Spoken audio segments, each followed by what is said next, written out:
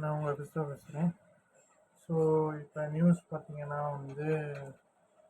Gold rate ஏறிட்டே போகுது. Crude oil பெட்ரோலும் availability கம்மியாக இருக்குது. ஸோ அந்த வார் போடுறதுனால ஸோ இப்படியெல்லாம் இருக்கிறதுனால நிறைய இஷ்யூவாக இருக்குது. ஸோ மற்ற வெளிநாட்டு பொருட்களை நம்ம டாலரில் வாங்குறதுனால ஸோ அதுலேயும் இஷ்யூ இருக்குது. டாலரில் ஸ்பெண்ட் பண்ணுறதுனால இஷ்யூ இருக்குது.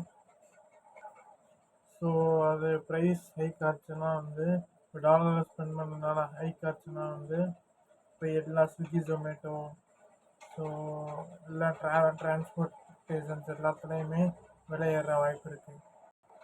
மோடி என்ன சொல்கிறாருன்னா ஒரு லாக்டவுன் வர வாய்ப்பு இருக்குன்ற மினி லாக்டவுன் வர இங்கே எனர்ஜிக்காண்டி எமர்ஜென்சி இருக்கிறதால அங்கே லாக்டவுன் வர வாய்ப்பு இருக்குது.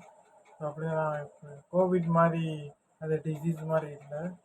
ஸோ அதனால தான் இந்த மாதிரி இருக்க வாய்ப்பு இருக்குன்றாங்க. வியட்நாமில் ஒர்க் ஃப்ரம் ஹோமாக புஷ் பண்ணுறாங்க. இந்த மாதிரி பல நாடுகளுக்கு எனர்ஜி கிரைசிஸ் இருக்குது. பிலிப்பைன்ஸில் உள்ள அஃபீஷியல் கவர்மெண்ட் இதெல்லாம் வீக்லி 4 days ஆகிட்டாங்க. முடிஞ்ச வரை ஐடி செக்டரில் ஒர்க் ஃப்ரம் ஹோம் கொடுக்குறதுக்காண்டி பேச்சு போய்கிட்டு இருக்கு. இதுதான் இப்போ இருக்கிற நிலைமை. இதெல்லாம் எந்த அளவுக்கு ஃபியூலுக்கு கன்சம்ஷனை குறைக்க முடியுமோ அந்தளவுக்கு நடைமுறைக்கு கொண்டு வரனால இந்த நடவடிக்கை இருக்குது. இது எப்படி எக்கனாமி அஃபெக்ட் பண்ணணும்னு நினச்சிருக்கீங்க?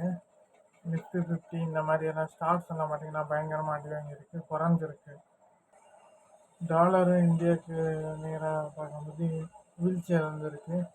ஸோ அதையும் நீங்கள் பார்க்க முடியும். இந்த மாதிரி கம்பெனியாக அஃபெக்ட் ஆக போகுதுன்னா நிறையா இம்போர்ட்ஸ் பேஸ் பண்ணி இருக்கிற கம்பெனிங்க தான் அஃபெக்ட் ஆக போகுது. உங்களுக்கு தான் பாதிப்பு இருக்க வாய்ப்பு இருக்குது. ஆயில், எலக்ட்ரானிக்ஸ் இந்த மாதிரி இம்போர்ட் பண்ணுற கம்பெனிகளுக்கு தான் நிறைய பிரச்சனை வர வாய்ப்பு இருக்குது. இன்ஃப்ளேஷன் பிரச்சனை வேறு இருக்கும்.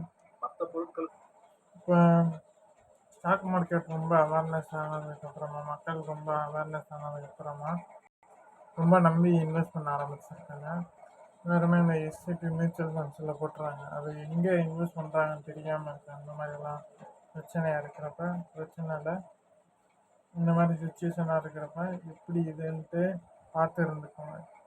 இந்த ஸ்டாக் மார்க்கெட் இன்வெஸ்ட்மெண்ட்ஸில் நம்ம டாலர் அதிகமாக ஸ்பெண்ட் பண்ணுறதால ஸோ இந்த அளவுக்கு இல்லாத பட்சத்தில் பேமெண்ட் கிரைசிஸ் வர்றது வாய்ப்பு இருக்குது.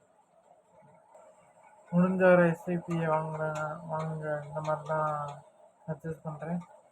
ஸோ பட்டு இது சஜஷன் கிடையாது.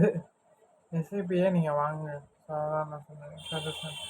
அதாவது கோல்டில் மட்டுமே வாங்குங்க, எஸ்ஐபியும் சைடாக வாங்கி வச்சுக்கோங்க நான் சொல்லுவேன். ஸோ அவ்வளோதான். எஸ்ஐபி வேணாம், கோல்டு மட்டுமே கூட அது உங்கள் விருப்பம் தான் நான் சொல்லுவேன். கோல்டும் வாங்கிக்கலாம். இல்லாட்டி நீங்கள் லேண்டில் இன்வெஸ்ட் பண்ணுங்கன்ட்டு நான் சொல்லுவேன். ஸோ ஆமாம்.